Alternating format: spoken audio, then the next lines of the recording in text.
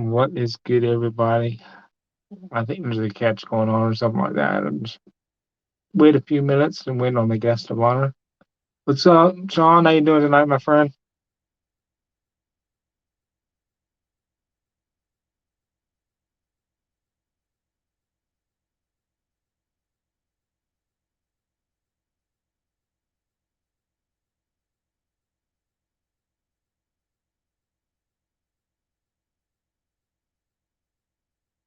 Hope everybody is having a wonderful week so far.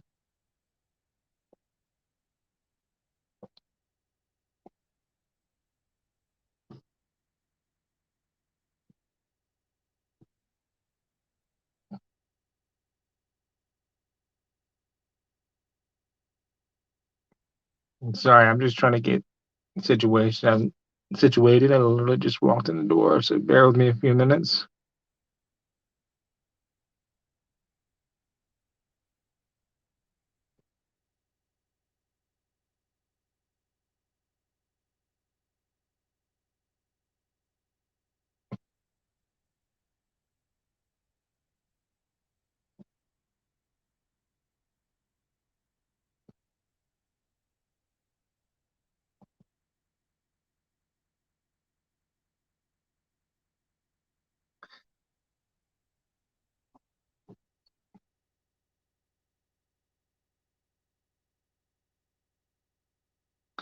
What's up, Lala? I hope all is well with you. Hope you're having a wonderful night wherever you're at right now. I'm waiting on the guest as well. She should be good to go here in a few minutes.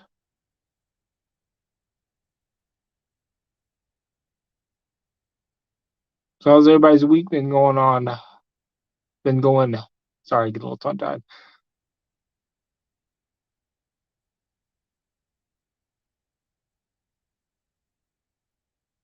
I'm doing pretty good. I literally just walked in the door from work.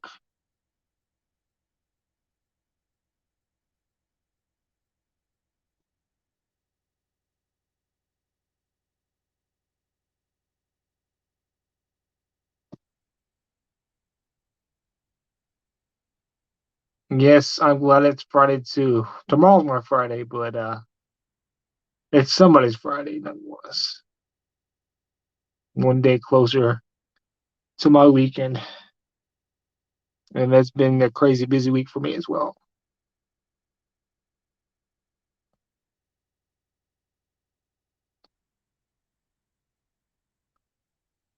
Thank you, PNN. What's up? Hope all's well with you guys.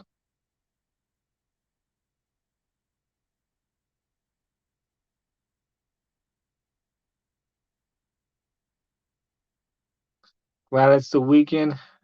You ain't the only one. You are not the only one.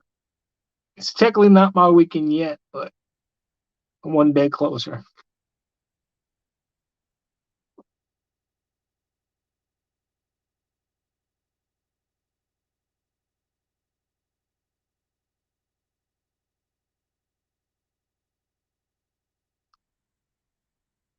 Bear with me a minute. I'm just waiting on the guest to see if she's good to go. I think everybody's pretty much live right now.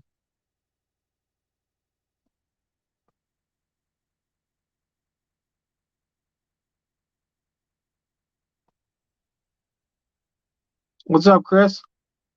Another Chris.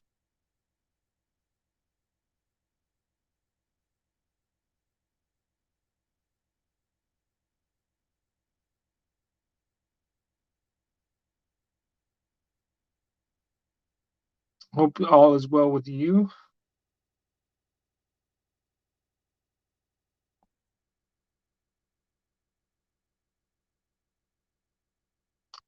I'm just waiting on the guest to pop in.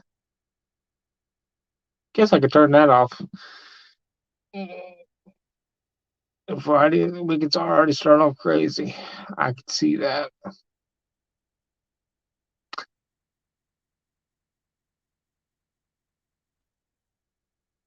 Oh,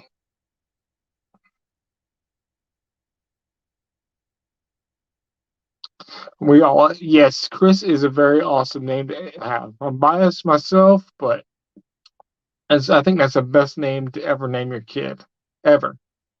I mean, it's hard to debate against that one. I'm sure you agree.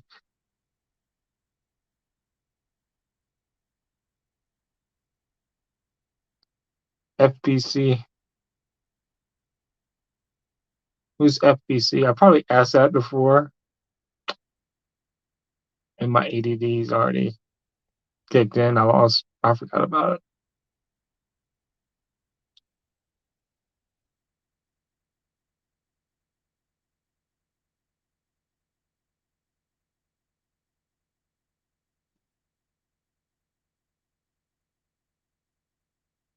Florida Pet Chaser. Okay, there's so many pet predator catchers out there. It's hard to keep up who's who, and I hardly have time to sit down and watch everybody's stuff. So it looks like my guest is ready. Just give me 1 second.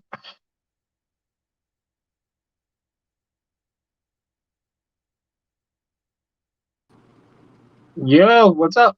What's up? How's it What's up? going? What's up? Are you good? Can you hear I'm everything? I'm good. This was my first time doing this, so I'm a little bit slow. So that's okay. It, I'm it's good at all some good. things, but not really computer too much. It's all good. Looks like you're sounding pretty good. So Oh, good, I good, think everybody else can hear you on their end. awesome. So how are you doing tonight? I'm actually doing pretty good. I've had a busy work week. Uh, Oh, okay. So you work from home, right? I don't want to. yeah, I do work from home now. I've always been like in the social work field. Uh, like I was telling you before, I actually used to work at a home for teenage girls that were sex trafficked. So it's one reason Wow. I ended up in this, community for sure. Uh, Yes. yeah, Pickle. the house was actually up in Lake Tahoe, so it was right at the bottom of a snow slope. I can't remember which one it was, but yeah, it was pretty crazy because we would pick the girls up from juvenile hall, wherever they were. Then I'd talk to them the whole entire way, which is always like an hour or so. Hmm. You can do this with your life and you can do that with your life and blah blah blah. The girls get all pumped up, and then literally the next day some bum pimp would go and pick them up, or they'd run away. So it really sucks. That's crazy. So how did you find out that they were being sex trafficked? Well, that's what the home was for. So when I got the job, I was actually working with boys that were just getting out of like the youth authority. And then one day they just needed another female up at this other house, that because the boys were from like the youth authority, like as in juvenile hall. They all had to be sentenced longer than 3 years to be in this program. And then we had another place that was for the girls that were sex trafficked.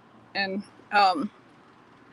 so we knew, like, everybody usually would read their files before they worked with the kids. And I never did. I never made that a practice. I always wanted to get to know them first and then read their files.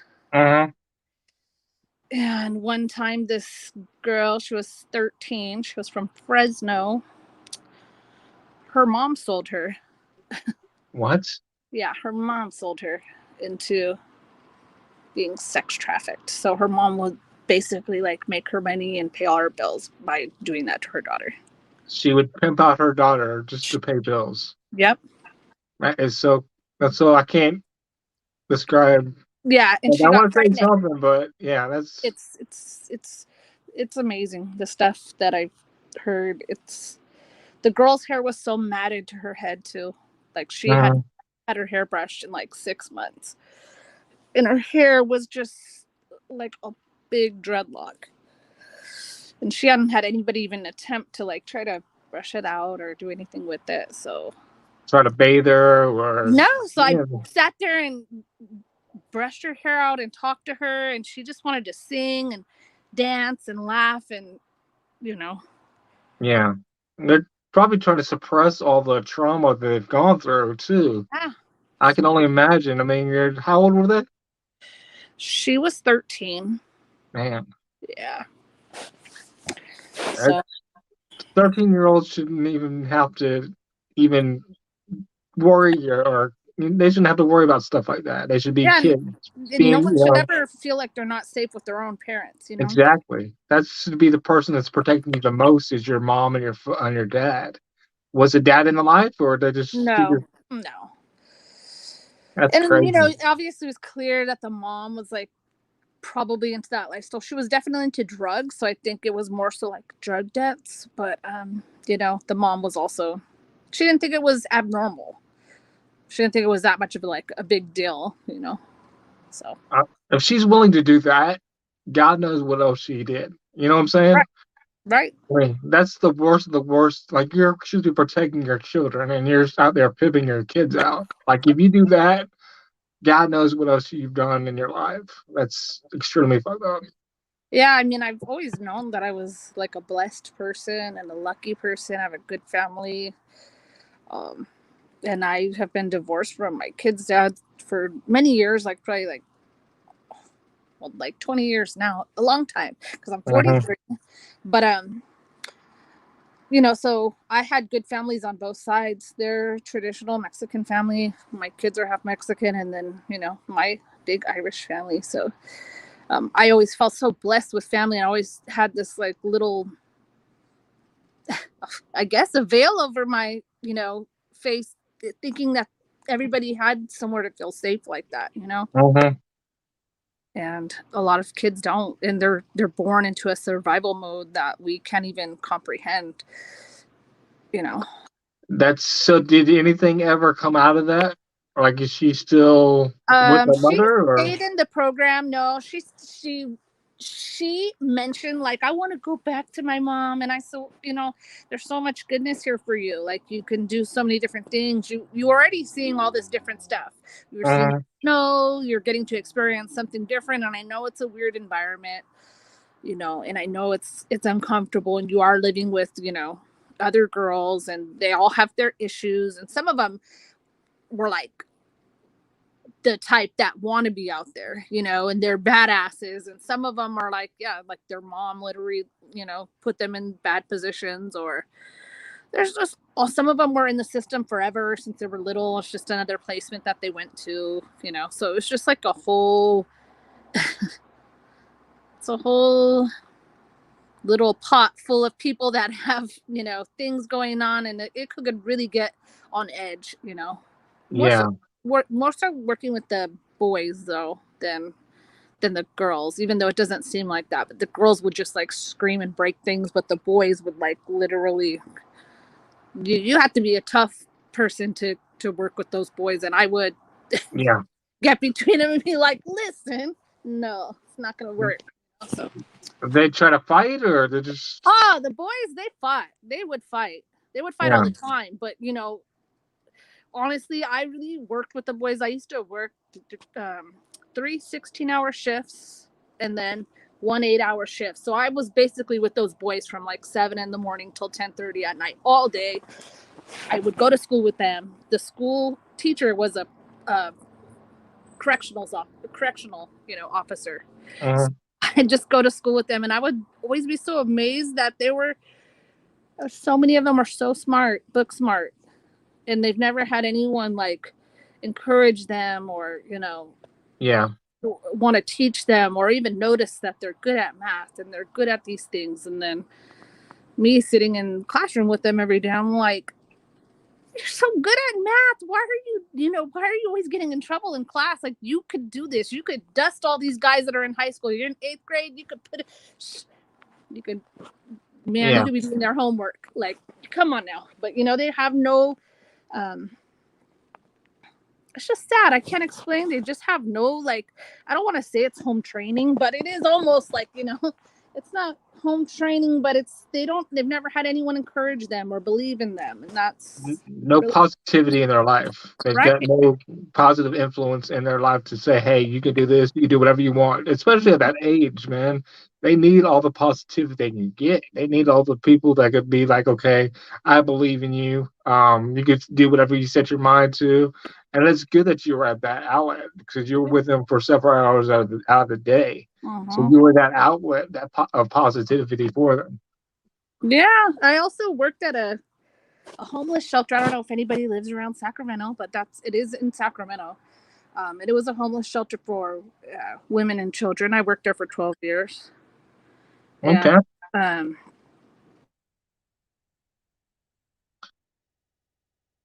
You there? am I still there? Yeah, yeah. Okay, okay. Um, I saw a lot of kids, from really little, like I said, like I mentioned before, struggling, being in homeless shelters, going through all this stuff. So I literally like watched these kids grow up and always stayed a part of their lives. After the moms would move on and be out of the program and, be doing good, sometimes they would fall back into addiction or whatever, and the kids always felt safe to come back with me. I used to have an office. It was just a little walk-in closet. And, these kids would just come in off the streets like, I'm hungry. Can you please feed me? Like, make me something to eat. And Yeah. I'd go into the shelter, kitchen and just make them something to eat and talk to them about what they were doing. And that for all the years that I worked there. And now, some of the kids that were itty bitty back then are, in their 20s. Some of them are in prison. I've seen one that he wrote me a letter because somehow his mom, sorry, my phone's going off. His mom Yeah. and I stayed in contact. And so she told me that he went to prison. And then I was like, oh, you can let him write me. And we were writing back and forth. And he just said, like, I thank you so much. And I know you were trying to save me from the streets, but Mhm. sometimes they just swallow you, and it's sad because a lot of this pedophilia and stuff that this community, is really trying to help with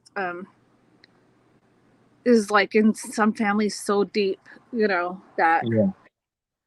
kids don't even know how wrong it is. They don't realize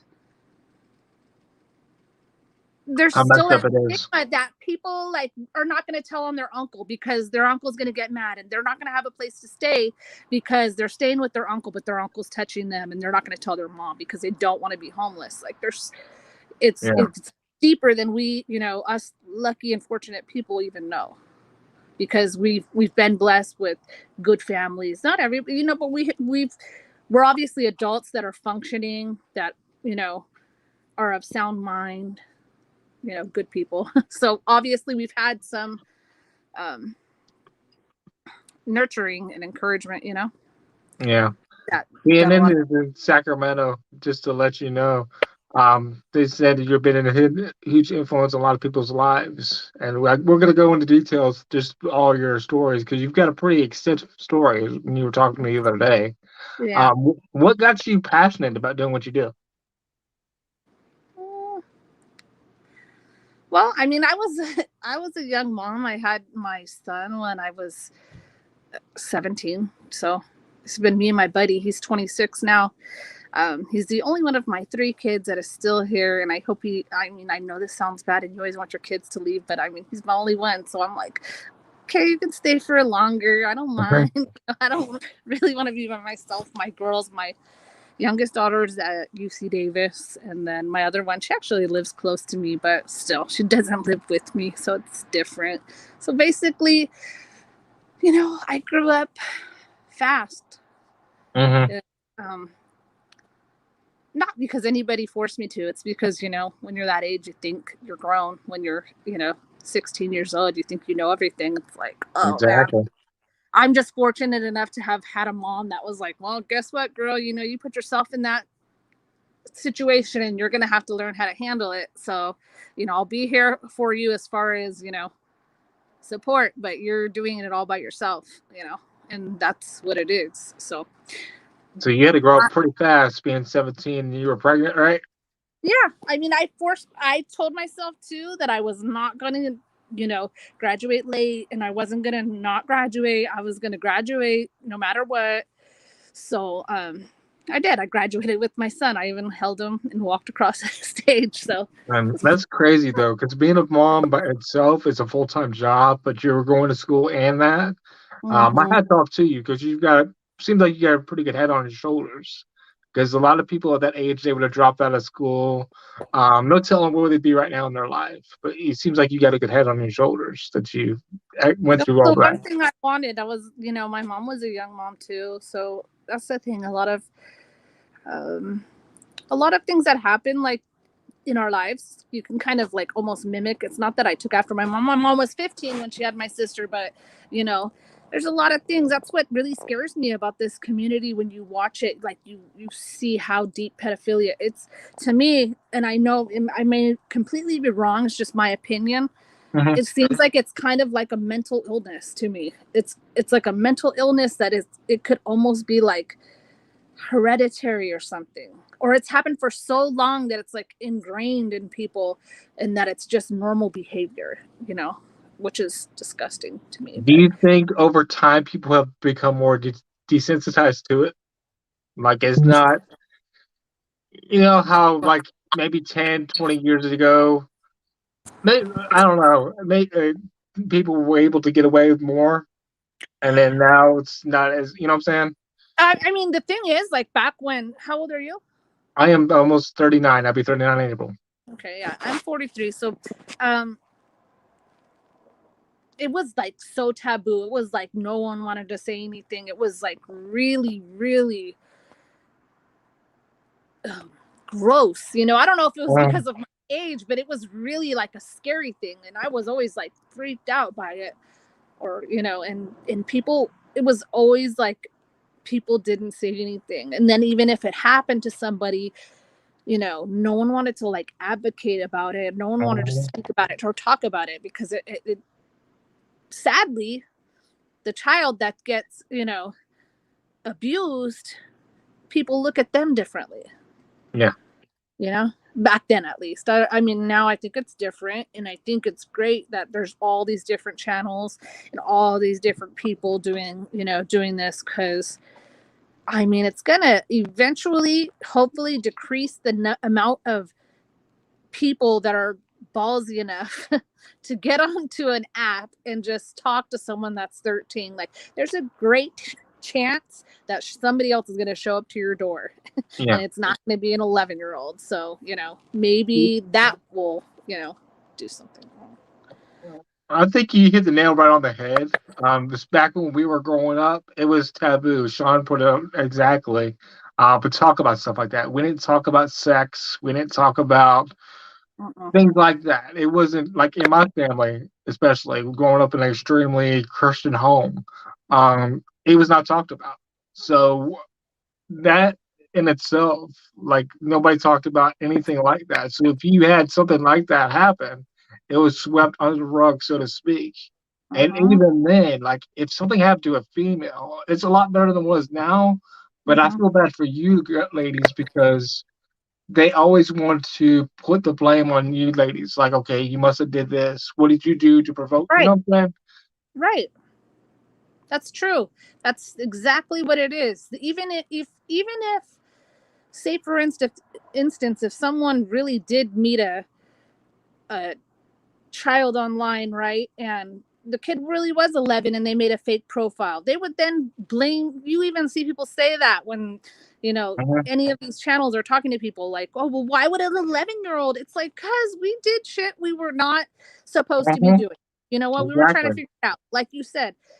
In my generation, nobody talked about. My mom never talked to me about sex, and my mom was not a Christian or a Catholic. My mom was not religious. She was a little bit wild herself, but she still didn't talk to me about it, because who wants to do that? But you have to Mhm, have those uncomfortable conversations with exactly. people. Especially at that age when they're 12 and 13, they're discovering their bodies and stuff like that. They're gonna find out one way or another. Trust me. Right. They We are. found out. We found out about it. Right. And So then it's you end not. up pregnant at 17 because you're in denial that your kid is going to be a sexual being at some Mhm. point. I nobody forced it on me, but I honestly didn't want to be sexual at that age, but everyone else did it, and that's just what you did, and so you want to fit in, and it's stupid, but it is Yeah. what it is. It's So not, mine is not developed at that age. So if you see your friends are having sex, of course you're gonna fall in line because you pretty right, much, it's the cool thing, pretty much. right, So you don't know the consequences of those actions, and fortunately, some people they get pregnant and whatever happens, happens. In your case, you were able to go to school full time and have a kid at that young age. But not all kids are the same, or teenagers are the same. They right, drop out of school. Like I said, God knows where they're at in their life right now because they were right. pregnant at a young age. Hmm. Yeah, it's just really, working in this field. I finally got out of working in that field because it just got really hard because, like I said, some of the kids got older, they were in prison, they were, just following their mom's footsteps. And, you know, I had one boy who was from Richmond, California. He went into the program for the youth at 12 for stealing a car, carjacking someone, stealing a car in Oakland, going on a high speed chase. Left the car, driving down the street, crashed into other cars, took off running on foot. Da da da da da da da. So on his 13th birthday, he was in the program, and it happened to be the first day that I started working there. So it was Mm. first day I was in school with him, Thrown into the fire. and he was such a punk. I'm sorry to cuss on here, but punk ass kid. Yeah. He was such a punk. He was like, F you, white girl, you're gonna tell me shit. And I'm like, okay, come back to me later when you're talking to me like that. So one of my one of the things I did there was I had a cooking class.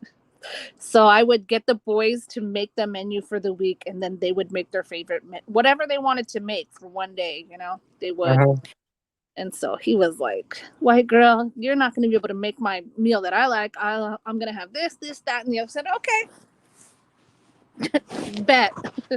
So you threw So, it down in the kitchen and and he I liked threw it. it down. And then I heard my boss was like from Louisiana. He said, who made this chicken in this house? Like that. And then I was like, I did. He's like, girl, I can't tell my wife that I got some new favorite chicken. And then he tasted it. He said, well, girl, how do you know how to cook like this? And I was like, man, come on now. I You got had to some, learn. okay. Yeah. But yeah, so it took a long, long, long time for me to crack him to a point where every day then he would always shake my hand. He would shake my hand when I got there, and he would squeeze it so hard. I had bruises on my hand like permanently when I was working with that kid. But it was a way for him to like get close to me, and he knew that it was like I almost felt like it was like a little electric shock that he was trying to give me, like a little like he was trying to get some energy or something. Yeah. So eventually those hard grips turned into like a one arm hug, and then I, I got to take him back home to his to his family after he was done with the program. And his mom said, well, damn boy, you got hella tall. A big puff of weed smoke came out of her car, and I had to send him off after I worked so hard to try to like give him hope that there's something else, and I just he went back to the Richmond streets, lived in Oakland, and he was in prison within like 2 years. So he's still That's in prison. crazy. Was that the same guy that you were telling earlier? That's a different one. That's a Okay. different Well, But that's got that's to be what I so mean. And a lot of heartbreaking. that is it's really heavy. I did that for about 20 years. I worked in those types of, you know, jobs, and I just had to just say like I can't. I don't know if it was my age, I was getting older or what, but it was getting hard for me because I think what it was is that the kids that I was advocating for, I saw them all the way through, and now Mhm. they're adults, and now you just see the grasp of the system, of the shit that they were born into, you know? Was it hard to separate your home life and your work life? Yes, I've ended up with many kids at my house. I've been in the room with girls that, you know, had nobody else in the world to help them with their labor. So I've helped them bring babies into the world. I've helped them, you know, one little boy was autistic, and for some reason, the autistic kids just really loved me. So she was living at the shelter, and she was pregnant. And then they said, like, he's really not going to go with anyone else but you. So would you mind bringing him home and taking Mm-hmm.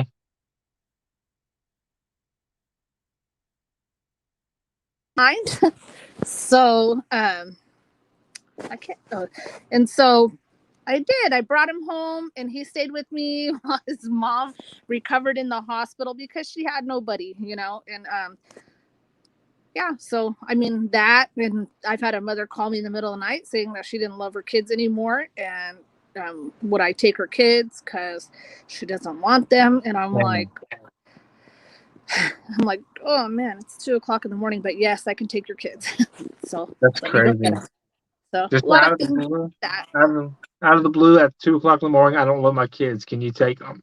Yeah, and then I saw her on a high speed chase on the news, and yeah, I I just contacted her family and stuff like that. I told her I would actually keep her her son if she would sign over all the stuff for him, but she didn't want to because she was getting like funding for him and stuff like that. And so she wouldn't sign it over. And I said, well, I can't pay for him to be in daycare, and I have my kids too. So, you know, I want to be able to keep him, but you know, you're gonna have to do it the right way. But she didn't want to do that. So eventually, like someone in her family, you know, she located someone in her family, and someone in her family agreed to keep them until whatever she was going through, you know, was over. yeah. But, yeah. So, do you have any success stories of kids that have? Yes, I don't. I'm sorry I drowned you out with all the sad ones, but there's No, you're tons of. fine. I just want to, There see definitely if there's are any. so many good stories of, you know, mostly the kids that I saw as little kids, you know, that have grown up. And sadly, it's like, you know, I don't want to be like my parents. I don't want to be anything like my parents. So I've seen kids grow. I've been to college graduations, you know, I've been to housewarming parties and stuff like that, because I mean, I was really ingrained in these kids' lives. You know, it wasn't just like, you know, go to work, and it was like, you know, it was a really, the program that I worked for 12 years is it was called St. John's Shelter for Women and Children, Sacramento. It's a cool program. They have a kitchen that they run, and so once the women are off the streets for a certain amount of time, um, they get to work at the restaurant and get like job skills. Mhm. And so when you go to the restaurant, it's all women that are living in the shelter, and their work, you know, and they're learning how to work. And then most of the time they would end up with a job, and their whole lives would change. I've seen people that were extremely addicted to heroin. This one lady, like, oh my gosh, she looked like a skeleton when she got there, and now she's, you know, she's probably had like 10 years clean, and she's just so pretty and so happy. She has a TikTok, and she's older, and she's like always on her TikTok making all these, you know, little fun Mhm. things. I'm like, wow, she's doing stuff that she probably should have been doing,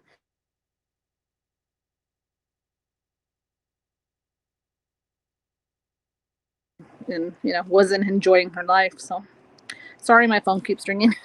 You're fine. It's good once you're able to get past all those barriers. You can see their true potential, and you're able to do with it, like make TikTok videos. Like Mm-hmm. they had it in them the entire time. Like Yep. I'm sure some of them could sing, some of them could write books or whatever. And it's good that you're able to get that potential out of them, and they're look at them now. Yeah. Yeah, it's just scary. This, the community. This community, I actually fell upon it on accident. I don't really know how. Probably the pandemic, staying home, and you just end up like one thing leads to another on the computer. I think I initially had started watching like those police audit channels. Uh-huh. um, I was I liked it because I was like, wow, these guys really like just tell the cops like, no, we're allowed to do this, we're allowed to do that, and you can just see them pushing the buttons. So that I maybe it led to like some of these videos. So And you went the down the first, rabbit trail and found yes, so Alex. the first one I actually saw was Alex, and I was like, oh yeah, I like him. Then I didn't know about like all the little jokes, in his shorts and this and that. So I would see like people commenting like, okay, this guy needs to get some pants, and I'm like, why are you guys talking about him? Leave him alone. He doesn't need to wear pants. Who cares? You wear what you want. But I still find myself doing that. Yeah. Thankfully to Bomb, who has helped me not be that way. And she's like, just don't listen to them because they'll just say stuff and they'll just try to get at you. And I'm the type that's like, what? I'll fight back. You let it get to you. I do. So I'm trying to take that advice and not let it get to me. But yes, at first I watched Alex, then I was like, hell no, this is not. No, this chat is not my people right here. Yeah. Yeah, of course it just wasn't. So then I was like, let me find all the other ones. So then I watched all the other ones, and then on a live, I typed something to Alex, and then he responded to me, and then we kept going back and forth with it. But it was good conversation. And I was like, okay, he's not that bad. So then I just, then I got back into it. Now I know all the little jokes. So yeah, like I He's not said, as evil as some has made him out to be, huh? no, he's actually really smart once you really listen to him and you see what he actually does. And, you know, Yeah, he knows what he's doing, despite right. what people may think of what he does and how he does it. He knows what he does. He's got a tactic that he has got down pat and it's effective. It's doing. I mean, he's still, very successful with what he's doing. So must be Yeah. doing something right. Yeah. Yeah. So why made you do the Instagram, the Pickle Periodicals? Well, I'm very artistic. Actually, at all the programs that I just mentioned, I had an art program at each one of them too. So we did a ton of different art things in the community, like the painted newspaper boxes that newspaper stands that you see everywhere. Like we always were doing those, and I guess working from home, I have honestly I have a ADHD, so I have Uh-huh. a lot of energy. So when I'm watching like videos and stuff, I just will hear a notification. I just grab my phone and I actually do it when I'm like sitting there watching the chat or listening to the video. So it's just like something, I guess, kind of a hobby. But You're very good. I mean, we all love it. Like I followed you from the beginning, and I just liked all the content that you put out. That's why I asked you to come on. I mhm. didn't know if you'd accept it, but I just figured, people would get to know you besides what you post on Instagram. Yeah, I don't know. Some people try to, they'll still talk to me like I'm Alex. I'm like, oh no, I'm You're not not Alex. Alex. Not. I don't think Alex is posting this kind of stuff while he's doing catches. But it's been a good way to get to know, like, a lot of people in the community. Like Jesus, Yeah, he's my favorite, and Bomb, she's my other favorite, and Alex is all right. I'm just kidding. he's all right. Them all, and I like. There's so many other catchers that do great too, and I say, there's a need for every single one of them, even if some of them we don't like their style or the way they talk or their jokes or their life. It's like just like in life, not everybody's attracted to the same type of look or person or Exactly. way people act. So not every pedophile is going to connect with that one certain decoy. It takes a ton of decoys, it takes a ton of catchers, and guess what, everybody's still busy. No. So I know you do a lot behind the scenes too as well. What do you like? What have you seen so far? Like that's impressed you as far as the team and how they run things and whatnot. Well, for one, they really seem to get along, amongst each other, which is good because I sometimes think to myself like, damn, if I was in the car that long with the same people, I would be like, You get sick of them. dude, shut the hell up. I don't want to Yeah. hear anymore. That's how I would be. So I give him credit for like driving all the, just to have the drive to do it, because that shit makes me tired. I'm like, okay, I was just today. Okay, so they started in Texas and they flew to Sacramento, then they went to Oregon, Washington.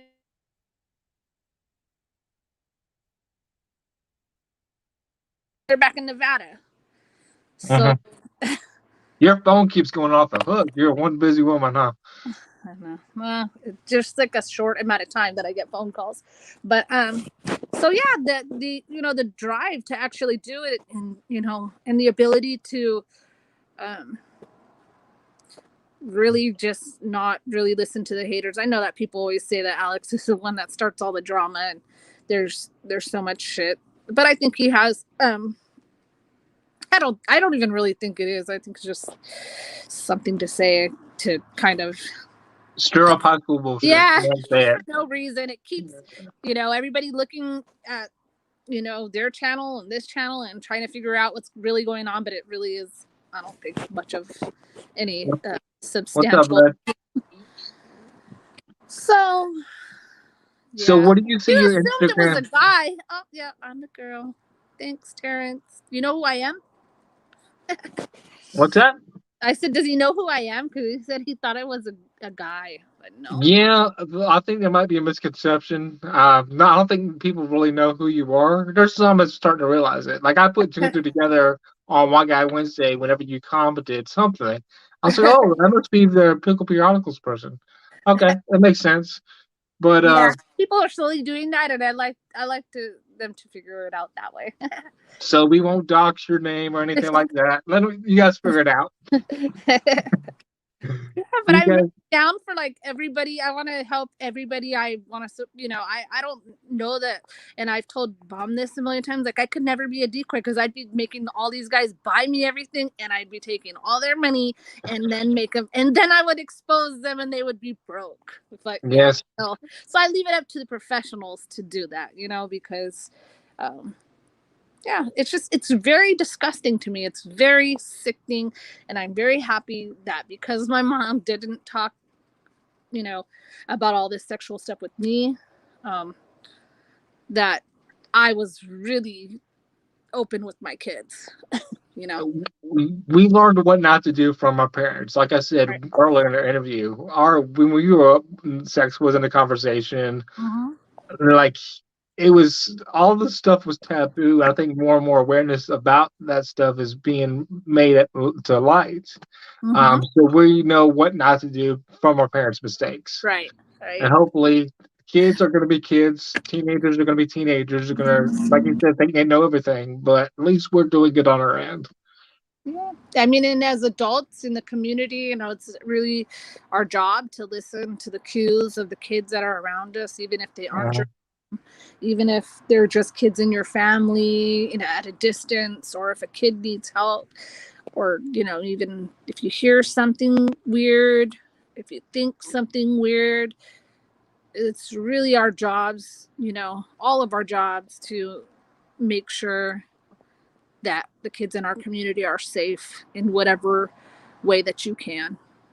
Doesn't take us, we don't have to drive. I have, I have to pay my bills and I have a lot of stuff going on. So I wish I could drive across the country and bust these people, but it wouldn't be me, because I wouldn't be nice and I wouldn't be someone that would be asking you a million questions. I would say, buddy, no, This ain't gonna happen. Yeah. Yeah. So, I'm very thankful for the people that are in this community, that support the community, that push, the messages out, for everybody. It's not just about one channel. I just happen to really connect with these, these people. Even my kids are like, oh man, they're your new kids now. They're your favorites. You love them more than you love us. I'm like, oh yeah, whatever. But I really like Shonda and PCI and PCM and let's see. Sorry, my phone was dying.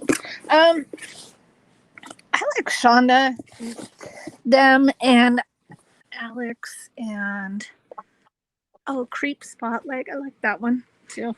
Like that one.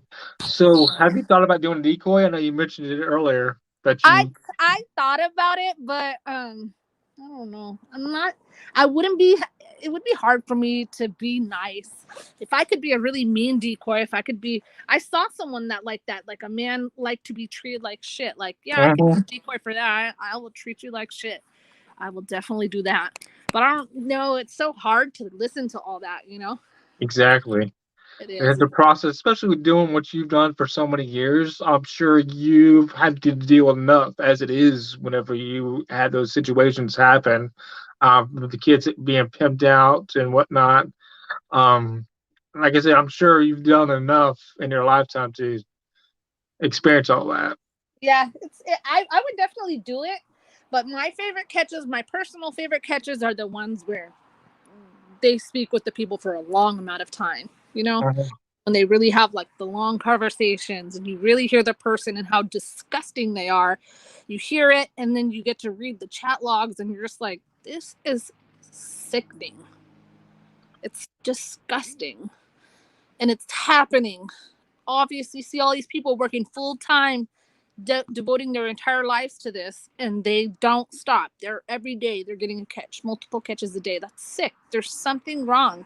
Yeah, It needs to it needs to be, on the forefront, and it needs to be talked about and talked about and talked about until people bring it out of the hole, and that's what is happening. It used to be all tucked up into this little hole, and it was like out of sight, out of mind. We weren't thinking about it. So we only thought there was like 5 child molesters in white vans yeah. back when we were young, right? But there's 5 million.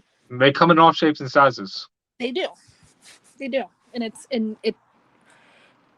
the even. one, like the one Alex caught like a week ago that was into infants. Like he's a normal looking dude. Yes.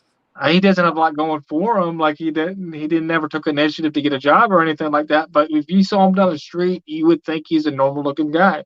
And they show all his like links and all that, and he was like little gangster, and I'm just thinking like, wow, like, wow. And then he's obviously he has a father. He's named after someone, and he said where his dad worked and all. So obviously, I'm not saying that he could have a really shitty dad, but you have a parent. You have Mhm.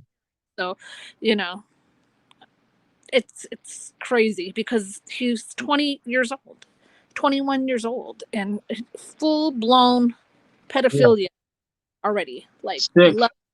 disgusting. Yeah, the stuff that he was talking about, like, I'm sorry, that dude needed to be locked away for the rest of his life. And you know, I've, I haven't been hesitant towards people catching young people because they're Right. sick in the mind. But just for example, Mhm. how disgusting he was in his chats, it goes to show, like, yes, he's that young, but he still needs to be locked away. Right. And that's the thing, sadly in our country, pedophiles are given special treatment in prison. Mhm. Like I've said, I've known, a lot of people that have been, in prison and stuff like that. And um, they don't get to go to general population anymore because all those stories about, oh, they're going to like you in jail, they're going to like you in prison, they don't get put on a regular population yard anymore. They go to a yard where it's all sex offenders, and they go there and they fester and they think about it, and they're all telling their gross stories. And I just don't understand how that is helping. It's there to me. I mean, and I know it sounds bad, and I don't want to say it like this, but there is no help for them. There is no. Mhm. I don't believe that it's possible. I don't believe that one day you're attracted to a 10-month-old and something, you just grow out of it. You just, Yeah. it's a that's what I'm saying to me, and I don't know, and it's okay if no one else agrees with me. I believe that it's a mental health issue. I believe that it's a mental problem. Like it's not right. It's not right. So you don't think there's any way of rehabilitation? Like they No, can't turn their life around and no. There's some like I saw in Florida they have a mobile home park for all pedophiles. They're all sexual pedophiles in that mobile home park. And it's like, That's it's yeah, it's it's it's that's creepy. disturbing. Just to It's even know that. it's very disturbing and it's very scary, but this is why all of this stuff is so important, because people are hearing it, people are seeing it, people are learning how to talk about it, people are learning what it looks and sounds like, and the grooming and all that kind of stuff. Because I mean, I'm not gonna lie, when I was young too, I always was attracted to older men, because I was like, I don't know, be with the guy my age. They're dumb, they don't have anything, That's not amateur. they're not smart. Yeah, They're they don't know how to dress and whatever. So I mean, gross. The security guard at my school, he took me shopping on my lunch break. And I think about it now, and I'm like, pedophile. yeah. He was grooming you. Luckily, my sister was shopping on her lunch break. So when I went into the store and I was with this guy who was like an older security guard, my sister was like, "What the hell are you doing here?" And I'm like, "Nothing. I'm just shopping." And she's like, "Well, you're supposed to be at school." And then I had to go home and I told my mom. She said she was at the store with this old man, and then I had to tell my mom. And I was like, "Mom, I don't want anybody. I don't want anybody to know. Um, I don't want anybody to know that I did that I went out with this older guy." But it was like, it's not, then I was feeling guilty about doing it myself. He wasn't that much older. He was probably like 20 something. But I mean, Mhm. I was still underage, and Still he was, still the concept. You're underage. He should have had no business taking you anywhere. You didn't know yeah, you were. yeah, In your mindset, you thought, "Oh, I'm with this older guy's buying me stuff," but he was grooming you for right. something else.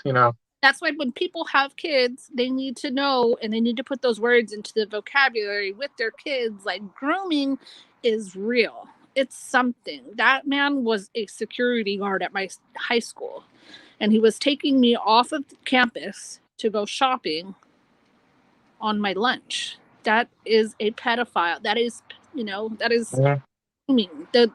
Him getting that job, him working at that school, all intentional.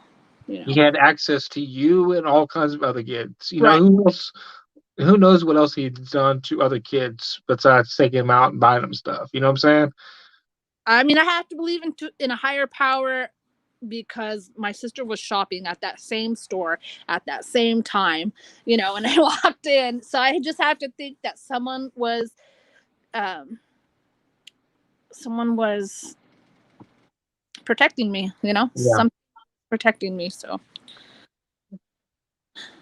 yeah, Still, and I hope that I really liked on PCM. They had a survivors um, forum the other day, and they had some people go on and talk and explain, talk about their experiences and stuff like that. It was really cool, and I hope that more people can do that too, because it's hard to talk about, but it's yeah. I been, talked to Shonda the other day, and I gave her props for doing that. I mean, it's good to see other people besides myself give people a platform to tell their story yeah, of being a survivor and whatnot.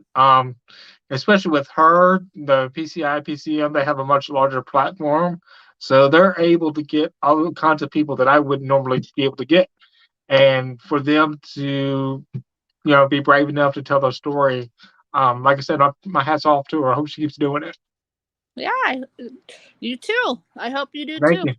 because it's really important work. It's there's so many professions that um, where you can help, and it's not always just a police officer. I know that, some of these laws and stuff like that keep these police officers, in positions where they can't just go in and arrest. And I'm sure a lot of them want to. Some of them don't. Some of them are assholes. Some of them are nice, But there's so many other ways that you can help the kids in your own communities, and hopefully everybody does, because So, what do you see yourself besides the Instagram channel? Pickle Periodicals, if you guys don't know who she is, follow her on Instagram, please, por favor. She's posted amazing content.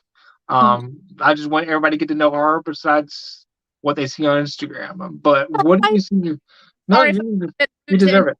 guys, but if I've been rude to you on any type of stream chat, you deserved it. So just letting you know. Not you, but anyone else. I'll say it hasn't been me. I'm not No, rude to anybody, but no. yeah. Yeah. But back to my question, what do you see yourself doing besides the Instagram channel, the content that you're posting out? I see myself now like looking up, like trying to figure out who these people are, and I really like net predators because they have like all the stuff about it, and it's just like I don't know. I kind of like it. Kind of made me miss working in the field that I did, and I mean I could see myself like advocating.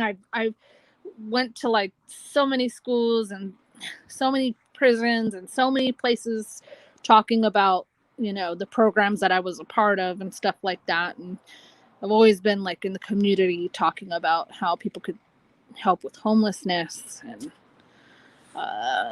Mhm. sexual trafficking and boys in youth authority and stuff like that. But I honestly, all the sexual stuff always scared me, like and Mhm. I had so many people come to me and just cry and tell me their stories, but it still scared me. Like, I you would shrink down because you just I don't know. It's something that's really scary to admit that kind of stuff and those It's kind of going on. exist with in the Yeah. world. But I think this young generation of kids, including my kids, um, are going to do a lot to change the world.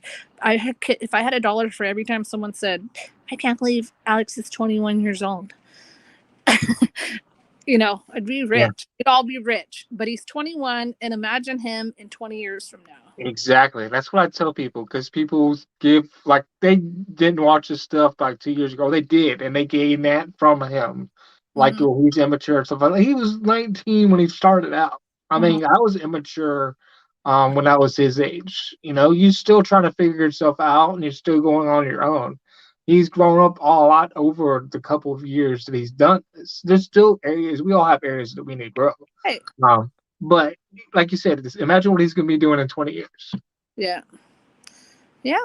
And I think everybody, everyone doesn't have to like everybody, and everybody doesn't have to like everybody in every chat, and everybody doesn't have to get along, but everyone should realize that everybody's got the same common goal. And the common goal is to bring these people to the forefront so that we're all not naive and have them in this little hole and hide and act like it doesn't happen because it does happen. Yeah, And the more people like you and the people like everybody that's involved in these things, the more people that step up and say something.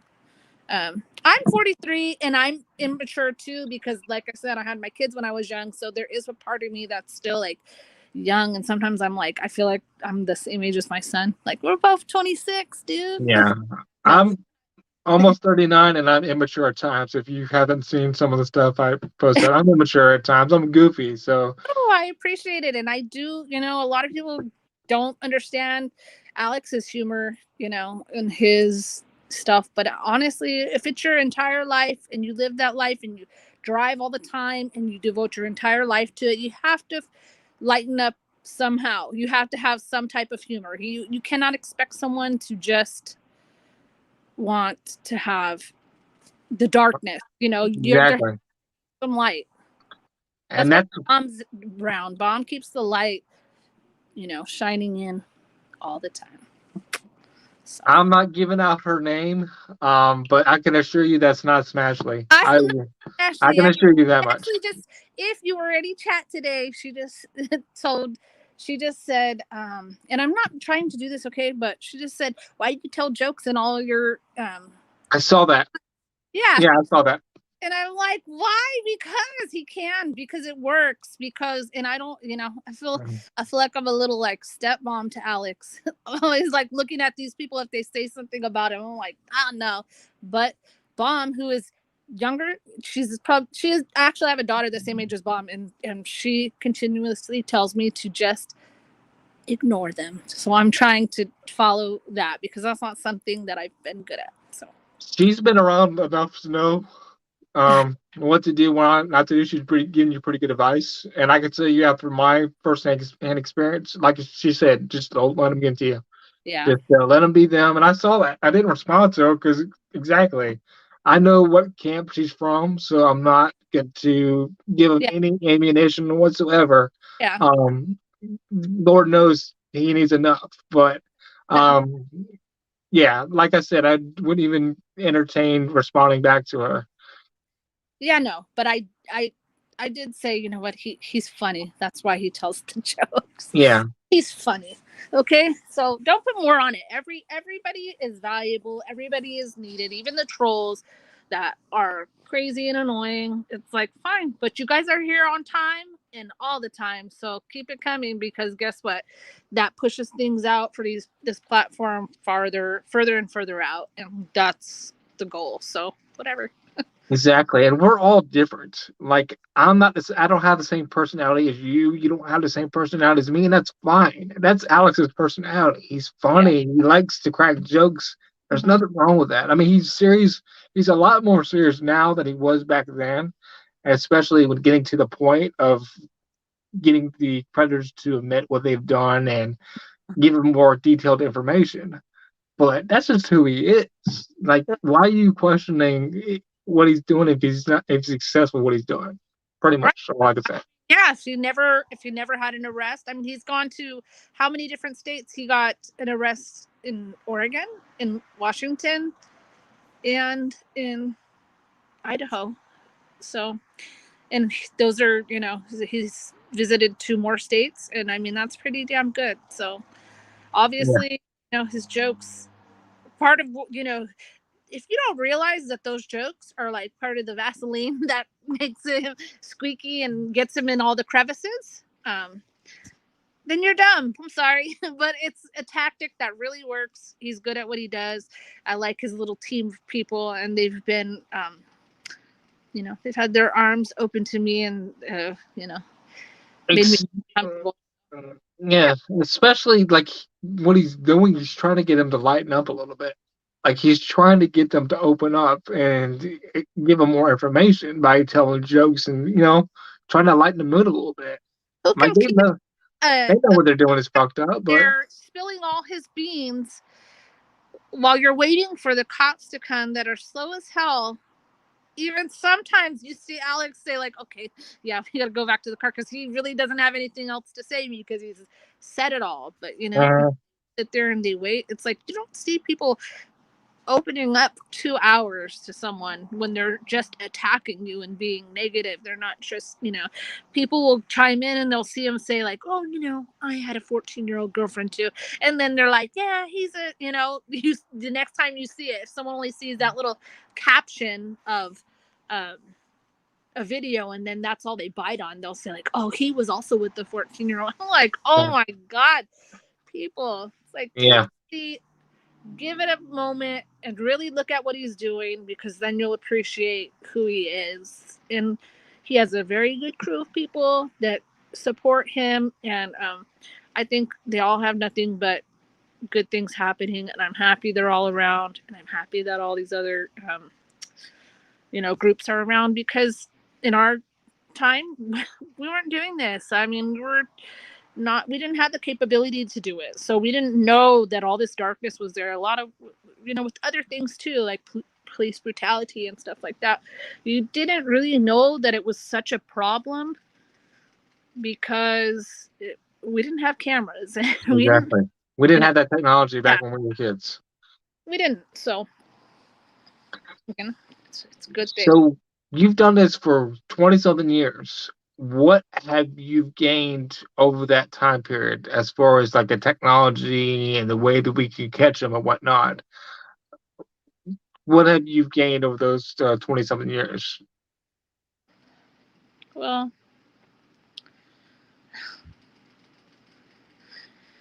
it starts from when whoever's in here, if you don't have any kids yet, this is my words of advice that my dad gave me. You have to talk to your kids when you're looking down on your kids, and you're looking down and telling them, you know, things about life that you don't want to tell them, but they're real. They're real things about life. It's not, we were like, oh, the white van, that's what Yeah. we were scared of, the white van and the creepy uncle, but that's all we ever knew. There's so much more. There's so many more ways for a pedophile to get to your child now than we had, because, so to be aware, to be open, to be honest, make your kids not scared to talk to you about sex, even if it's doesn't have anything to do with pedophilia, just sex in general. If you have to have these types of conversations, and they're weird conversations to have, but that's why we had teen pregnancy was like through the roof in our generation, but it's not now, because guess what? We're those parents now. We get to talk to our kids, and we are realistic and real. And Hmm. okay, it's that time. Let's figure out, how we can protect you and make you safe. And sometimes you don't want to think about your kids like that. You don't want to think that your kids are going to grow up and they're going to. And another thing I just thought about is, yes, it wasn't talked about by our parents, but you had MTV on there giving you reality shows of kids that were young and pregnant. So Right, that's all they knew was the kid, right. what they were watching on TV. Okay, it's cool. They're doing it. It's not that bad. Their lives Yeah. their lives don't look that bad. It's not that easy. It's not easy. I mean, when I say that I graduated from high school, I forgot to tell you that I walked to school with my son in a car seat, and I also had calluses on my hand from carrying him in a car seat so that, he could be, with me at school too. So it wasn't like it was easy. There was a lot of hard times, but Yeah. I just made that promise to myself that I wanted to do that. And, and I am happy that, my house has always been the house that everyone who wanted to run away or wanted to, was fighting with their mom and dad or whatever the situation was, women that didn't want their kids anymore at random times, my nieces, everybody knows that they can come to my house and be safe here. So, no. That's good that you've been that outlet. Like I said earlier, my hat's off to you because you did what not a lot of other teenagers in your situation would have done. You just, you had to grow up pretty fast. Yeah. Um, what would you say to kids that are in that age, the 17, 16, 17, and they're pregnant? They might be facing the same situation that you did 20 something years ago. What would you say to that kid? I would say there are a lot of programs that will help you. You don't want to, be dependent on any type of program or any type of, um, extension of, you want to be self-sufficient, you know, but get an education. Education is very important. Don't ever give up your education because you become a parent at a young age. Keep going, because that education is going to help you teach your kids and show, them what is important. You have to be a good person and you have to be a smart person. And if you're funny, then that's the cherry on top. But, it's don't give up. Don't give up on your kids. Don't think that, you're doing it the wrong way, because you're going to have, like me, I have 3 kids. They have 3 extremely different personalities. Uh-huh. And you would almost think they were raised by a different mom, but honestly, they were. My son was raised when I was 17, and I was scared and didn't know what I was doing and wasn't the best at what I was doing, but I was trying. Yeah, By the that's the time, most important thing. You're trying. like, my little one is like, that girl is so smart, and I'm so excited for this generation of kids, even though there's so much that's coming to the forefront in all these different areas, and people are seeing all these scary things, police brutality, like I said, pedophilia, and all this. It just, the internet is such a dark hole anyways. You don't have to be on the dark web, because it could get dark. It just, Hmm. I remember when my dad died, I decided that I wanted to look up like how bodies were cremated, and then I just was like in this hole of craziness, and I'm like, holy shit, this stuff is on the internet. So, we need to like also really be telling. I don't know how to protect kids from the internet, because you can do anything like that. Yeah. Anything you can imagine is right there at your fingertips. So It's not like when we were kids when we had that one computer room where you had to use a phone line to get on the internet. People in the chat probably have no idea what we're talking about. yeah, AOL was a thing back in the day. yeah, Yeah. You, yeah. you had to wait. If somebody made a phone call, you got disconnected from the internet. But it's not like it was back then where like you couldn't like especially when your parents were home, you wouldn't go look at porn then, or you wasn't gonna go look at other things when you knew your parents were home. Now you got the internet at your fingertips, literally. You can go anywhere you want to and look at the internet.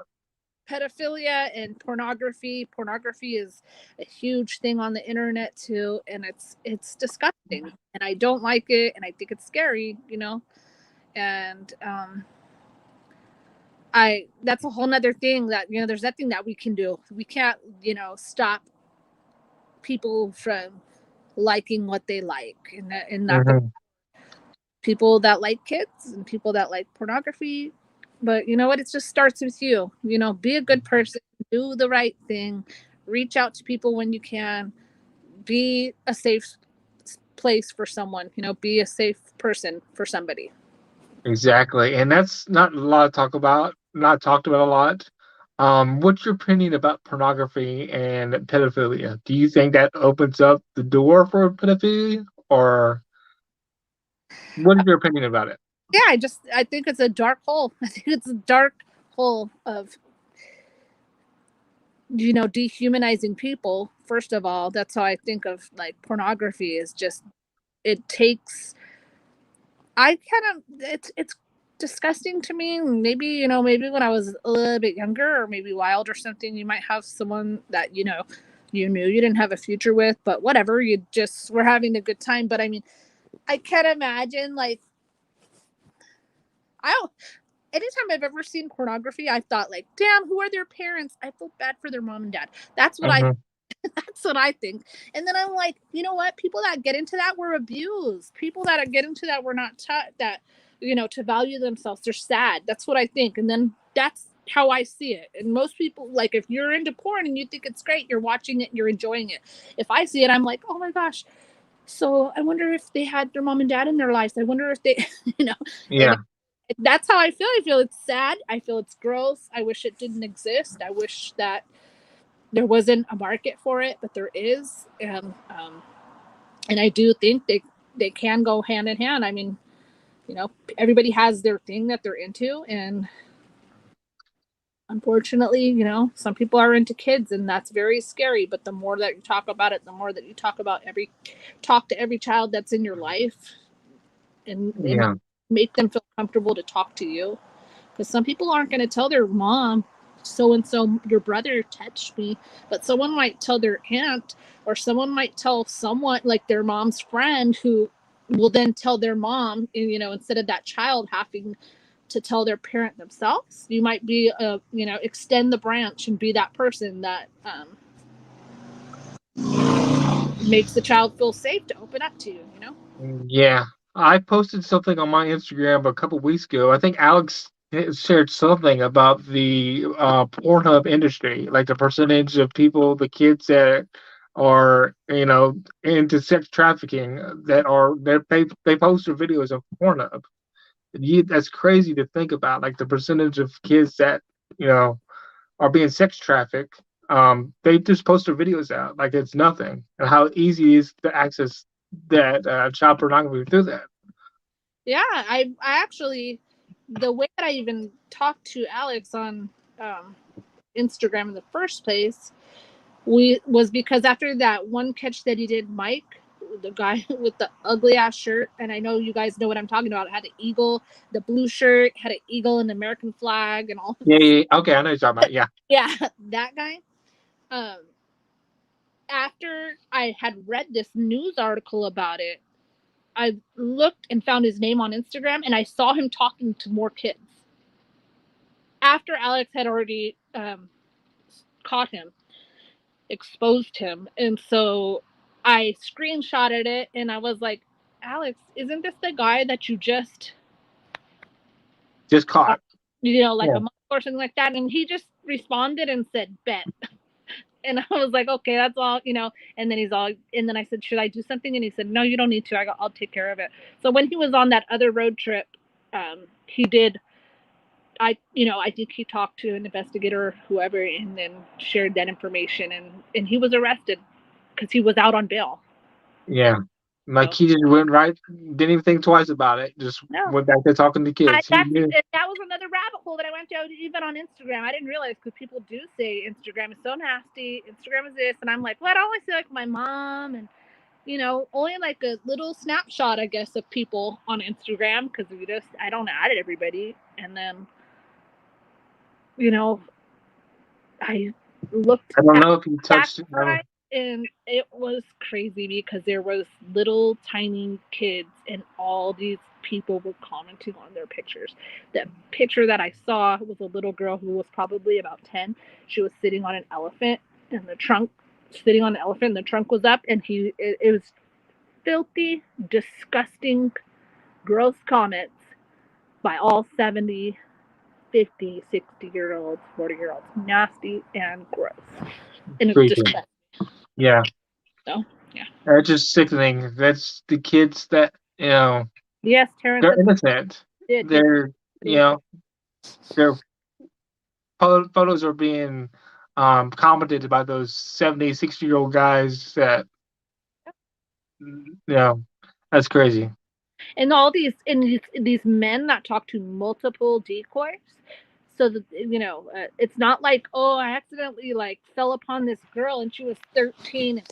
Which is still gross, but these are men that are truly, truly targeting babies, little kids, little Yeah. tiny prepubescent kids. That it's just like, what? But you know what? I appreciate everybody that's in the community. I think everybody plays a part, and everybody, keep talking about it, keep being there, keep looking for the signs, and if you see something, that doesn't look right or doesn't sit right with you, be the safe person for, kids to talk to. So what is your goals for this year as far as your Instagram? Do you see yourself expanding more, like getting your own YouTube channel? No, no way. I'm just going to watch you guys, support you guys. If you guys want me to do your art projects, send them my way. I'll do your art projects. It's fun. That's just something that I do as a hobby. Because like I said, I have ADHD. So like during the pandemic, I made a bunch of jewelry. I painted a bunch of pictures. One of my famous things I do is like pick up furniture on the road and then paint it all again. So yeah, someday I'll share some of that stuff so that you guys can see that too. This is different. Yeah. My mom was weird. She used to pick up buckets off the side of the road. I don't know what that obsession was. Bucket. Buckets, yeah, like paint buckets. I don't know why, but she would always pick up buckets from the side of the road. I don't know. I just thought about that.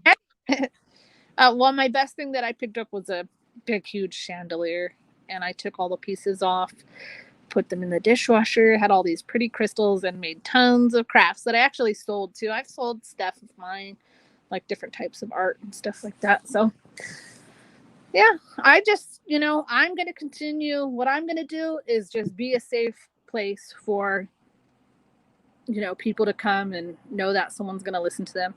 Actually, the other night, I don't know if Jesus has been in here at all, but He hasn't. I don't know why. yeah, I don't know why, but Out with his friends. him. Yeah, you see him. He talked to me the other night. We were talking about like depression and stuff like that, and I really appreciated that little pep talk. So it's cool. Yeah, He's a good kid. He He's is. a good kid. And that's the thing.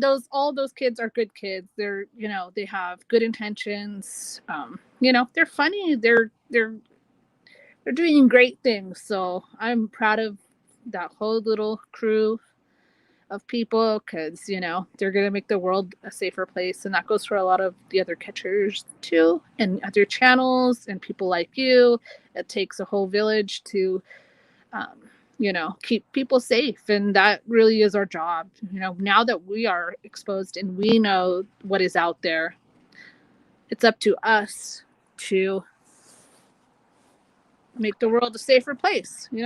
Exactly. We're all in this together. That's why I was glad when you talked about Shonda doing her stream about survivors and stuff like that. There's no competition whatsoever because I'm glad that more people are getting that platform to tell their story. I'm glad that more people are shedding light in such a dark area of their life. So we're all in this together. There's no competition Yeah, in my mind. You know what I'm saying? exactly. And there's so many catchers, and guess what? They're all working full time, and they still need more because there's still more pedophiles that need to be addressed. Exactly. There's still more people that want to tell their story. So I understand that there's some like little soap opera drama, and it's really doesn't have any substance. It's really not real. It's just like whatever. It's locker room talk in a way. You know what I mean? It's just like Yeah. whatever. It's not there's no really like substantialness to all of that. It's just what it is. It's high school bullshit, but Yeah, there's no I'm, substance. yeah, I've been so out of it honestly, and Red Hood could confirm. I was in the chat. I don't want to talk about the situation or whatnot because I have no idea what's going on. But it was just like, what? Have I been that out of the loop? I have no idea what's going on. But me, like I said, I pretty much it is what it is. Right. I mean, you see, you're entitled to not like someone's style of, Yeah, their approach, and it's fine if you want to come in and you want to say, but I mean, I have to tell all you trolls that you are fans. You're officially fans when you get there on time and you stay the whole way through. Okay, so yeah, just keep supporting, even if you act like you exactly. Yep, don't I engage. don't. I And I wasn't. I was just and giving that as an example. had to have you know, the younger kids like Wish. She's my pep talk. She says just for them because they'll say something about her, and I'm like, what? Like no, and then all of a sudden your eyes just go to that person and what they're saying Exactly. in the chat. You don't see anything else. So I tried to take that advice because I am the mom that would be out there like telling everybody off. Yeah. So I wasn't trying to you know what I'm saying? I was just using that as an example. But like you said, you give that person attention. That's exactly what they want. That's right, what they want. They want their 15 minutes of fame of, okay, somebody's noticing me. yeah, Um, I'm bothering that person. Somebody keep on doing it. And then that's going to get other people, other trolls to do the same thing. yeah, I know. Mom said it best. Ignoring them, it kills them. I Like you're know. not giving that attention that they need. I take I'm trying to take her words and really put them into action, but it's hard for me. But it's something that I'm learning, and I'm learning from this younger crew of people, and I appreciate that. My kids are, um, you know, around the same ages of Alex. I have a 20-year-old, a 23-year-old that's the same age as Bomb, and then I have a 26-year-old. So um, and like I said, I even tell my kids this, like, do you think I'm ever gonna grow up? They're like, no, mom, you're not. You're not. You're gonna be like us. So it's weird when you get older. You don't. You look older. You get older in looks, but you stay the same. Exactly. You're person. You're inside. You stay the same. You don't feel old. You just look old. So yeah, You're only as old as you feel. That's right. my opinion. Like I am, my age, but in my mindset, I still think I'm 21, 22 sometimes. Well, that's what I Like told. Yeah, how do we get to be the same age? Shit. Because I feel 26 too. They're like, no, mom, you're not. So I'm not gonna post a comment, but no, you're not, mom. Um, so what is your personal goals for this year? my personal goal is, and I know this is the stupidest thing to say first, but to get healthy, to be more active, to be. I do think that like the pandemic has gotten a lot of people stationary, and not doing as much and being used to not doing as much. And I really don't like that, because I used to be outgoing and I never was like a party person, but I always like would. I live in a really pretty part of. I live like 29 miles east of Sacramento, so like about an hour before Lake Tahoe, and it's so pretty up here. There's so much pretty stuff in the world, and I just like love staying home. So I'm gonna find a way to watch all the stuff that I watch on YouTube and do all the things, but be doing it while I'm mobile. So back to Jesus, he's been encouraging me every day to walk, be active. He'll say, "I'm at the gym. What are you doing?" So it's Yeah. partner like that is cool. And then just continue to, like I said, just continue to be a safe place. And if anybody needs me in this community, they can always talk to me and reach out to me, and I will help anybody that I can. I do have a lot of connections with programs and and stuff like that in my area and a lot of different areas too. But if there's anybody that needs help or assistance or anything like that in the Sacramento area, that's where I live. I know a lot of programs to help people that are going through hard times. So Pickle Periodicals, you guys could follow her on Instagram. Like I said, she's been very active. Let's say about a month or so you've been doing this thing, right? Yeah, I just do it honestly. Like all the little pictures I make, some of them I'll take time to actually do, but most of them I'm just doing them right then and there, and then I just post it, and then I just try to go as fast as I can. It's almost like a little competition I have with myself. Like, oh, let me see how fast I can do it. So yeah. So what are more of your success stories as far as dealing with kids and stuff like that? Well, or anything's Well, I mean, I have when I go into the community, when I go to different, functions and stuff like that, no matter where I go, there's always someone there that's going to say like, "I love you. I remember when you did this," or "I remember when you did that for me," or "Remember I was trying to run away and you were driving through the park trying to find me at 10 o'clock." Like these things that I did that really were not huge things to me were huge things to somebody else. Their memories, some of the things that I have done for, the women and the children, are things that they remember and are telling me about 20 years later. One boy was like, "Remember when I was at the shelter and it was Christmas and I really was into Captain America and I got a different doll, and I got a Batman, and then you took the Batman and you went back and then you brought me the American Captain America." I was like, "Yeah," but I mean, it's a 25-year-old that's telling me that happened when he was 12. Yeah. So I feel proud of myself, and I hate to toot my own horn, but I feel proud of who I am. I feel proud that my kids. I love the way that my kids talk about me. I love to hear what they have to say about me. I'm like, oh, and I just always be a good person. That's just all we can do. That's going to be the best legacy that you can leave behind, is being a good person, Exactly. being a helpful person. People are the only thing they remember is how they felt, Yeah. how you treated them. Mm-hmm. Yeah. People don't care how much you know until they know how much you care.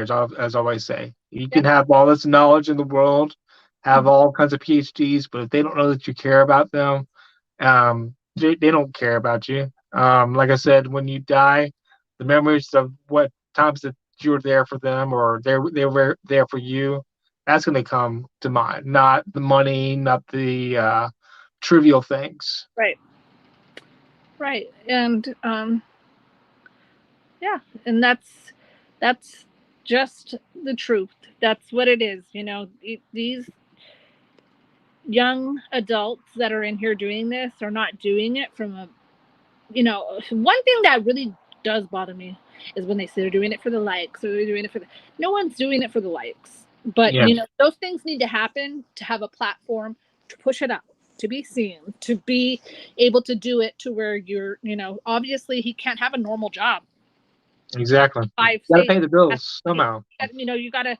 It costs $1,000 to drive from point A to point B these days. He deserves to make an income. Exactly. So people need to, that stigma of like, oh yeah, he's just begging for money. Begging for donos. Like Yeah. come on, it's ridiculous. But you know what?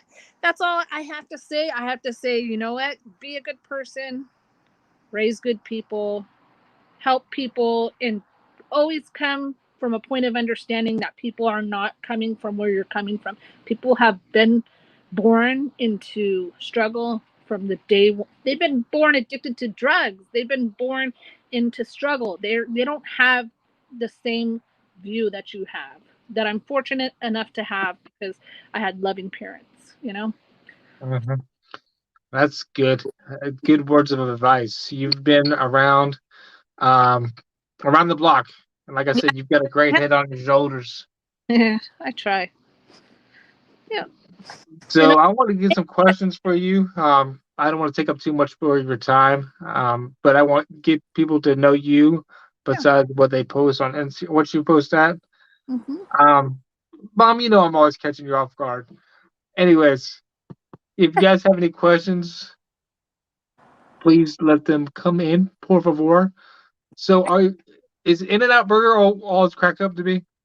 Well, my daughter worked at In-N-Out Burger for 4 years during high school, so I've never had a have a burger, whatever the hell that is. I've never even tried one before, so I'm gonna go with In-N-Out on this one for sure.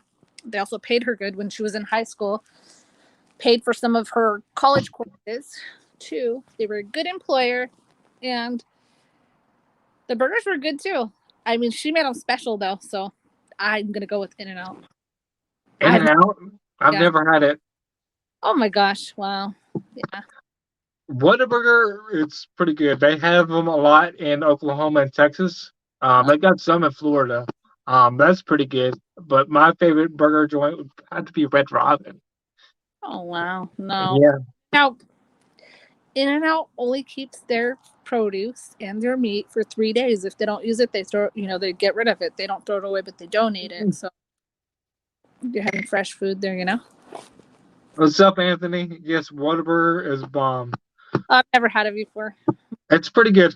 It's probably not a lot in California. I would imagine it's more of a Texas, Oklahoma, and there's some in Florida, so they're not really spread out across the nation. Yeah. So, have you traveled anywhere outside of California? Yeah. My mom was born in Boston. My dad was born in Michigan. They met in California. So I lived in Washington for a short amount of time. I've been to Arizona. I've been to the Virgin Islands. Uh, The what? the Virgin Islands. Okay, I thought you said Virgin Islands. I was like, And the Virgin Islands in St. Croix. That was fun. I went there. Yeah, my sister used to live in Chicago, but we're all out here now. So yeah, a little bit of traveling. I don't think I'm like a type of traveler that would like want to go to Paris or anything like that. Maybe like tropic places, but I'm not really into like the London and all that type of stuff now. I know what the Virgin Islands is, Anthony. I thought she said something else. She blocked out on me when she said that. Yeah. Gosh, gosh. Napoleon Dynamite. Yeah, I like the Napoleon. Dang. Mm. That's a lot of traveling. Yeah. Five Guys is pretty good too. The only thing I don't like about Five Guys is Hi, John Davis. This is. I wonder if he knows who I am. I think he would. John Davis is a good guy. He's hopefully going to be on What's Your Story soon. I know what's going on. He's the one that helps me. What's that? If I don't know what's going on in the chat, he's always the one that helps me. Like, what's going on? I don't understand. Yeah, he's always in the chats, providing good info. But Five Guys is pretty good. It just it goes in and out of your system pretty fast. That's all I got. I've never had that either. So, any questions? Any questions? Any Bueller? Nope, I've never had um, Five Guys, and I've never had the other one either. And no, I don't like Red Robin, but In-N-Out Burger's good. But In and out. my favorite food is sushi. So So, have you had Thai food? I love I I like spicy food too. see. I'm not a big spicy fan, and I had Thai food a long time ago. Oh man. It's not my thing. Yes, I've had Five Guys. They're all over Florida, Mom. You know that, but it's expensive, but you get your money's worth for Five Guys. Hmm. Yeah, I'll stick to sushi. And I'm just trying to, like I said, my goals for this year getting out of my little shell that I've put on during this whole pandemic. I at the beginning of the pandemic, I now do staffing for the hospitals. Hmm. So I always had two other people like myself, and we're in a small office. It was the three of us, and then left, and then about 5 months into 5 months into it, the other one left. So it's just me, solo, dolo, staffing Washington and California. I've been on call for my work since 2019, 24 And hours, 7 days a week, and I have not had and off.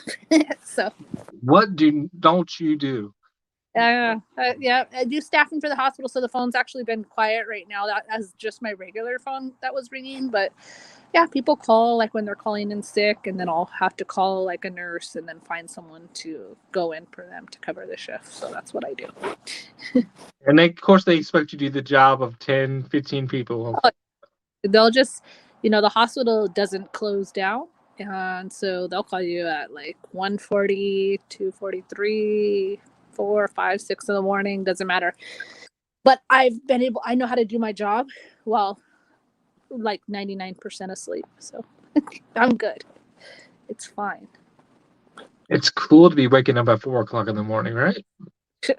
I mean, that's the thing, is that I used to have like a little bit more energy. I think that's the only thing that um, makes me feel older, is that I don't have like the energy that I used to have. Because before I would wake up and be like on the go, but now I'm just like, ugh, it's a lot harder to get into gear. But So, any questions? There has been absolutely zero questions since I've asked that. I don't. You good on time? You good? yeah, I'm good. Okay. Five Guys. What is your favorite thing about California besides the In and Out? When To be honest, like I would love to move away from California. My youngest daughter, that's 20, is like, no way, I'll never move out of California. So you're gonna be stuck here. And a lot of my family, they like it. I like the particular spot that I live in now, which is, you guys probably know this area by the Johnny Cash song, Folsom Prison. Folsom yes, Prison. one of my favorite songs. Yeah, but Folsom Prison's about 5 miles from my house. So yeah, I live there, but I grew up in the Bay Area. I grew up in San Jose, um, Silicon Valley. So I that's where I went to school and everything, and then I moved up here after my family had moved up here. Um, a few years later, I moved up to this part of California, and I really like it. It's so pretty. I can, you know, go down the American River, and it is pretty up here. I think there's bad things in every state. California is too expensive, which for sure, but it's home, and just That's all you know. yep. So So I've tried to move to Washington, and I was like, hell no, this is not home. I stayed there for 6 months, and people were outside in the rain at the fair. I'm like, why are these freaks doing go this? inside, you freak. They are. They're at the carnival, like they're straight out like the fairgrounds on rides. I'm like, heck to the no. Not Yeah. so that lasted 6 months, and I came back to California. I was like, hell no, it snowed, it rained, the electricity went out. I'm like, oh no. I mean, I sleep with my window open because I like the breeze, like, so I wouldn't be used to snow or anything like that, you know? I hate snow with a passion now. I used to love it when I was a kid, and then when I moved to Oklahoma, it grew out pretty fast because you had snow and ice and all that shit. Yeah. Yeah. It's a lot of work. I don't understand how everybody gets to work on time. What make do, but the thing is, they cancel school and everything. This even like if you get a rumor of like 2 or 3 inches of snow, they'll cancel school and stuff like that. That's crazy. It's nothing like up north, like Michigan or New York or anything like that, where your ass is going to school if it's more than or less than a foot or so. Yeah, it's Uh, like the occasional snow, they cancel the school. But if you know, like there's months and months of snow, you have to make it work. yeah, pretty much. You gotta do what you gotta do. Mikey Mike asked what would Red Hood. I don't know if that's a question to you. I don't think that is, but I don't know. I don't know what red. what's some of your favorites in the community besides Jesus and Bomb? um, well, I mean, I do like Alex, and like I said, Shauna, Eric. I like the one PP Mass. I especially like PP Mass because he has that accent, and a lot of my mom's family has that accent too. So I enjoy listening to his little accent as he talks because it sounds like all my cousins and you know my family on my mom's side that's from Boston. It always reminds me of that. So I like, it is also cool to see the different like terrain that people are like going out there in the snow. Like they literally were standing out in the snow on a catch Yeah, 2 days ago where the guy was like sitting on the ground and there was snow on the ground and they're all standing out there and you could see like the little smoke coming out of their mouths, the cold puff of smoke. yeah. Oh, Couldn't be me. That's dedication. yeah, that's pretty awesome. That's dedication right there. You like that accent? I go to the park, Yeah, that's go how my watch the pots, and root for yeah, Tom Brady. Yeah. go with your mother. So, Yeah. That 26 inches, that is crazy. How? Isn't that yeah. And like that's what they did up. He's from New York, so that's like I said. That's what they do up there. yeah, that's so crazy. Really crazy. I'm trying to see if there's any other questions. What's your favorite music? um, well, I did grow up in the 90s, so I'm going to have to say like NWA, Tupac, Biggie Smalls. Oh, Um, I really love reggae too. I've been stuck on reggae for like a long time too. Not just regular, but I like all the like Sizzla. If anybody knows them, I love Sizzla. But some of the you know not as popular ones. But see, she was not a fan of Hanson, Anthony. I don't know who Hanson is. Who's You don't that? know who Hanson is? No. They had that one song, that Bob song. Oh, I know that song actually, but I grew. I was raised with a very like diverse family. My mom was a dance teacher, and my dad drove monster trucks. So What? yeah, I did. Like the monster trucks, like you go to Yeah, like that's like when Grave I Digger. my dad was when he would come into town when the monster truck show was. Yeah, the monster truck show was in town, so he drove the monster truck school bus at Monster Jam. So he traveled with them all when I was young, and then his brothers and him had a precision machinery shop, and they built their own monster truck.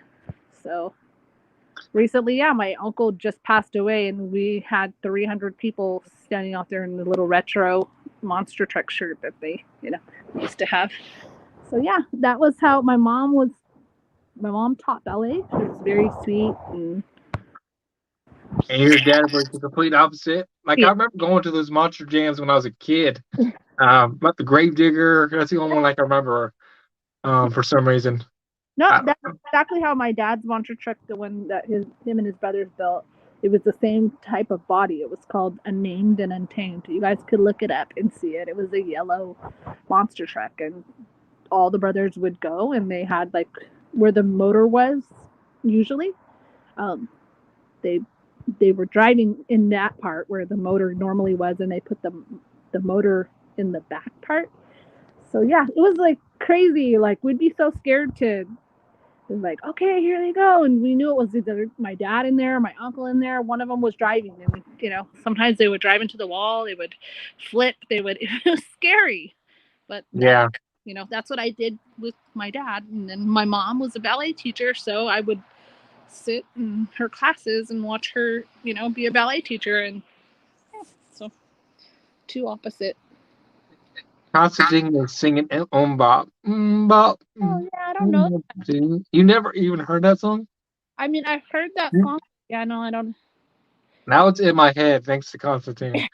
Constantine, I see his posts on Instagram, and he likes like a lot of like heavy Oh, metal. by the way, At a yes. concert every day. By the way, Constantine, plug your channel, man. I was gonna do it earlier. Plug I, your channel, bro. I followed it. I think I did when he put it on there one time somewhere. But yeah. Yeah. He's a mod. He could plug his channel. He's gonna be posting some of his own content on his channel too. Oh, that's So cool. yeah, go plug your stuff, man. If no one asks her a question, I have no choice but to call blue. Oh, you guys can call the police. Call the police. Police. Anyways, um, does anybody have any questions? I guess I talked enough. They don't have any questions because they know. Yeah, like she's been blabbing for almost 2 hours. What's up, Mackenzie? Yes, go subscribe to Constantine. He's got no problem, bro. You've been a supporter since day one, bro. So I want to get you some love, man. No, you're good. What's up, Mackenzie? We're just talking to Pickle Periodicals. If you're not familiar, just follow her on Instagram. She's posting some great content and has been for the past month or so in regards to the catches in the community as far as outs and predator poachers and whatnot. She's been doing a good job. Well, thank you. No problem. Like I said, when I reached out to you the other day, I wasn't sure if you were gonna come on and tell us your story. How old is she? You're 41, right? 43. 43. Mm-hmm. Yeah, I'm not a chick though. I didn't say. Oh, Mike did. I was like, I've never referred to you as a. No, I think I'm older than a chick. I'm like past the chick stage. Yeah, I would say so. Yeah. So, do you have any last words or anything like that? No, I appreciate, everybody in this community and proud of everybody and what they're doing. And hopefully, you know, like I mentioned, you're the safe one, you're are a safe spot for some child to come to you and talk to you or feel safe or comfortable or know they can believe in an adult. Some kids only have those bad role models, and being a good role model to a child, even if you aren't their parent, just letting them know that they can trust somebody and feel safe is a really important thing. So hopefully everybody just does that and keeps their eyes open in the community for all the different signs that we're able to see a lot better now because of all these channels and all these people. So. Yeah, well, keep doing what you're doing. Like I said, you're posting some good content. I look forward to seeing more growth. I was trying to see if you would get to do your own channel because you got a pretty good story to tell, and I think you with your platform, even on Instagram, if you do other things besides predator poachers, you'd have a lot of support. Yeah, I mean, there's a whole other side of me. I'm really passionate about the justice system and some inequalities and that type of stuff, and just how kids can get stuck into the system from a young age, and that type of stuff, and the unfair treatment and stuff. But that's like it's a really another deep side of me, but it goes deep. So. Okay, well maybe there's a part two. We can work on a part two down the road, and you can talk about that. Yeah, because that's a whole different thing, and it's a whole different side of me. But it's something that I do believe in, and think it's important because I know firsthand that, like I said, predators are given special treatment in prison. We like to think that, oh, all the little jokes you see, like they're going to be treated like this. No, they're going to have special treatment. They're going to get special food, and they're not going to go out with all these other people. At the same time, they're keeping them in this little pot together, and they're safe. Yeah. I mean, sadly, I do think that they deserve, a lot more than what they're getting, and they're not requiring a lot of counseling. There's not a lot of requirements, and when you just put someone that's a pedophile in a cell to think about, they're going to constantly remember why they're there, right? And it's pedophilia, and I just think they could go even deeper and further, and it could just create more of a monster. And then they give them these 5-year sentences. They're out, and they're a better pedophile. So Yeah. It's almost like they trade war stories, yeah, and it gets them to like once if they get out, like they almost get high off of that stuff almost. You know what I'm that's what it is. That's exactly what it is. saying? I mean, we could go down the whole rabbit trail in itself and spend an hour or two talking about it. Yeah. But like I said, we could say that for part two down the road. Um, I appreciate you for taking the time and coming on. It's been much appreciated. All right, next time I'll be brave enough to show video too, but this is Okay. maybe step 2. For your first time actually being out in front of the public on your stream on a stream, you did a pretty good job. Well, Like thank you you. didn't sound nervous at all. The interview went pretty well. It flowed pretty all together, so you did a good job. Well, thanks. Thanks for listening to me go on and on. And any of these people that I've talked to on a regular basis know that I have a lot to say. So, if anybody needs to talk or needs to have a safe place, I'm always there, and you can reach out to me anytime. You could DM her at 4 o'clock in the morning when she's accepting the other phone calls. Yes, and if anybody wants a job in the medical field in Sacramento, you can hit me up too, because I'll get you a job. She'll put you to work. So if people are unemployed, there's no excuse. She'll hook That's you up. right. I'll get you a job. I'll hook it up. All right. Well, All you right. have a wonderful night. I'll talk to you in a little bit. All right. Talk soon. Take care. Bye. Bye.